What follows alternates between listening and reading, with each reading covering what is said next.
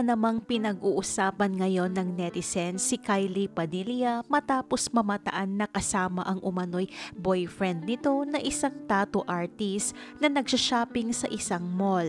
Hindi na bago ang usaping may bago ng boyfriend si Kylie Padilla, lalo pat matagal naman na silang hiwalay ng kanyang dating asawa na si Aljur Abrenica, na ngayon ay nahanap na rin ang pag-ibig kay AJ Raval.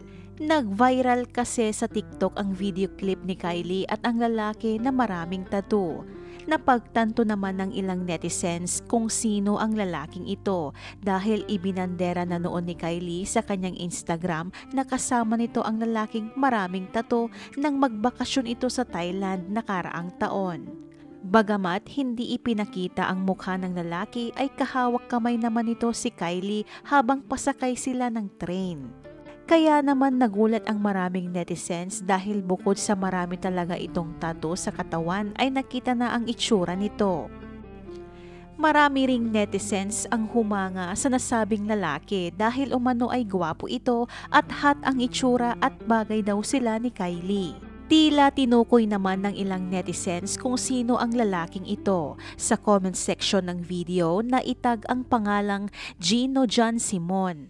Ang pangalang nabanggit ay hindi na rin bago dahil siya ang napabalita noong taong 2021 na rumored boyfriend ni Kylie bago pa sila maghiwalay ni Aljur ng tuluyan. Isa rin ito sa naging mainit na issue sa showbiz. Kung matatandaan ay isang mahabang Facebook post ang pinakawalan noon ni Aljur at ni-reveal nito na hindi umano siya ang unang nagloko sa kanila ni Kylie.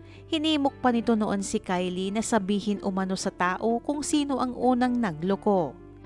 Ayon sa ilang netizens, ang lalaking ito umano ang third party sa hiwalayang Aljur at Kylie na nauna pa bago kina Aljur at AJ Raval.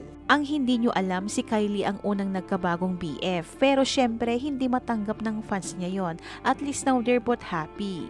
Matagal na po sila, una pa kay Aljur and AJ. Yan yung totoong third party, bakit sila naghiwalay. Ni-reveal na yon dati, ewan bakit si AJ Rabal pa rin ang pinupuntirya. So totoo nga ang chismis, yung comment dati na nalink sa kanya na huli siya with tattoo artist, kawawang Aljur nasira ang name. May mga dismayado namang netizens dahil nakilala si Gino na nambugbog noon sa isang Grab driver.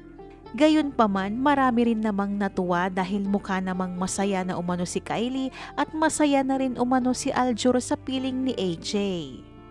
Ano naman ang masasabi mo dito? Ibahagi ang iyong komento.